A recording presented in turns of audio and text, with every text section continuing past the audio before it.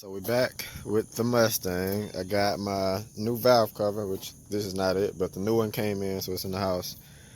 I got the new gaskets. I got the new knock sensor, all of that. So I got the tools to hold this camshaft too. So I don't really know what I'm doing yet, but just giving you a rundown of what's going on before I actually get to tearing stuff up.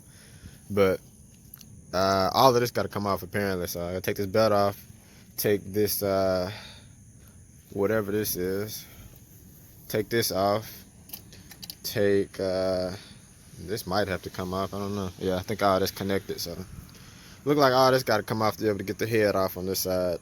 Same deal, alternator, all this stuff got to come off over here, so a lot of junk to deal with, but yeah, I guess we're diving into it. I don't really know what I'm doing, but this is where we at. So if everything goes right, car gonna work. If stuff go wrong, I'm gonna have to tear it apart and tear the front off, do the timing and all of that. Hopefully it goes right. So I got this sprocket zip tied to the chain, so it's off of the actual cam. Got this rubber band in here holding the little gear thing or whatever you call it, the tensioner. The bolt, this big bolt and that little bolt. The little bolt went through here. It held this side of the tensioner, that piece, and the other bolt came through this way, like we go through there, came through this way, held this side of the tensioner, but that's out, so all of that's loose. The cam, I'm just paying attention to where this is lined up at. So this one, lobe number 3, which is I'm guessing intake for this middle cylinder. So it's lined up right here roughly, so I'm just gonna try to make sure that stays put, or if it spins, make sure I spin it back around to where it's lined up right. But might work, might not, but whatever at this point. We're just trying to get this stuff off and make some progress. So yeah, let's get the rest of these bolts off, get this head off, and see what we got. So after a bunch of fighting and wiggling and figuring out it was like ground bolts on the back of the head, finally got it off, and you can definitely tell head gasket was blown. Cylinder full of coolant, and these got coolant in it too. So yeah, it's been a and I don't know if that's in there because it's been in there, or that was from when I just lifted it up and it started dripping. But whatever, time to get all this stuff swapped out. So we back. I got a lot of junk out the way. This head gasket, I took this one off the other day, took the head off, put the new gasket on, got it together. This cam, I believe, stayed put. It looks like it's in the exact same spot that it was in before I took everything out. Like, I tried my best to keep everything still, so we should be good. This one over here, I put some marks on it. I didn't turn it now, but see, I had some marks on the part that doesn't move, like the locks or whatever. And then I put marks on all the lobes to make sure it was in the same spot. But once I got this loose, it kind of twisted a little bit, so I put it back, locked it back in place how it was. I got a 19mm socket and just turned the crank until I got this piece all the way sideways so I could fit this lock on here. So now cam is locked in place, so it's not going anywhere. So now I can use all of these fancy tools to get this lock off of the cam gear, which is reverse threaded. So you turn right to turn loose on this side. So, you know, just a heads up. I think all of these, like this little bolt that's holding the tensioner, and then the one on this side right there,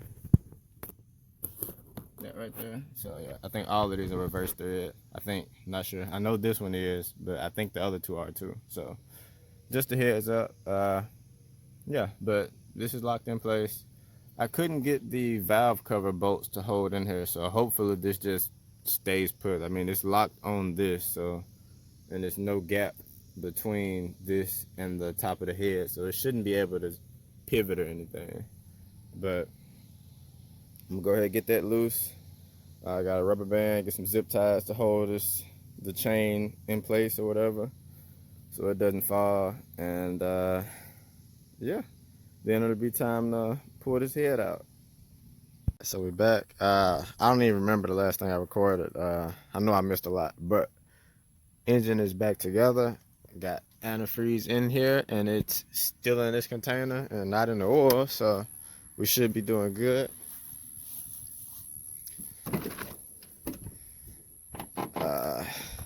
It's hot in here. Crank it up yesterday. It still ran a little rough at first, but once it idles, it's back fine. It is burning up in here though. It's like 90 degrees. Real feels like 110 a day. So it's crazy out here. Now it seems like the battery dead. There we go.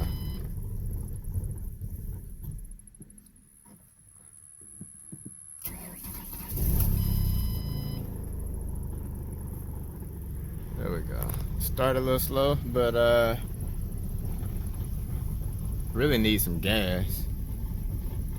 And some better gas. It's the same 3 or 4 gallons that's been in here since January. So, but yeah, there we go. Everything is running and running smooth. So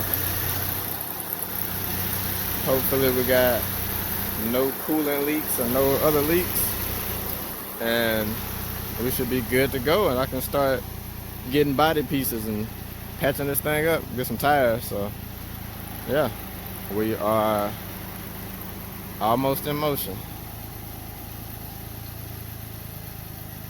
So we're officially off the jack stands. Still ain't the best running engine, but it is not leaking, so that's a plus. No white smoke out the back, no antifreeze disappearing. Oil is still oil color. So yeah, that's all I need right there. A fresh tank of gas will probably get it to run a little bit better.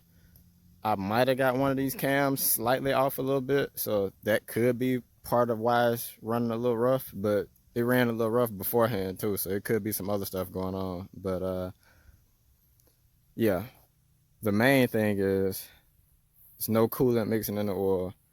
Engine cranks up, runs fine enough, about as fine as it was running before. So yeah, next up is cleaning it up some more, getting some new body pieces, wiring up the lights in the front. I got the headlights wired, I just need actual headlight bulbs, but get new body panels and all of that. I need to get a full tank of like fresh gas in here, maybe run out some of that old gas, because I'm thinking that's probably why it's running slightly off anyway. So it's about 2 or 3 gallons of okay gas in here, and whatever was left from however long it's been sitting, probably like a year or so before I got it. So definitely need some fresh gas in here. But yeah, we are running. Still no reverse, so trans still got to get swapped out, but I'm not really in a rush for that. I think I can do that. So you know, the main deal is it's running, it's not leaking, it's not smoking. So time to start going to work.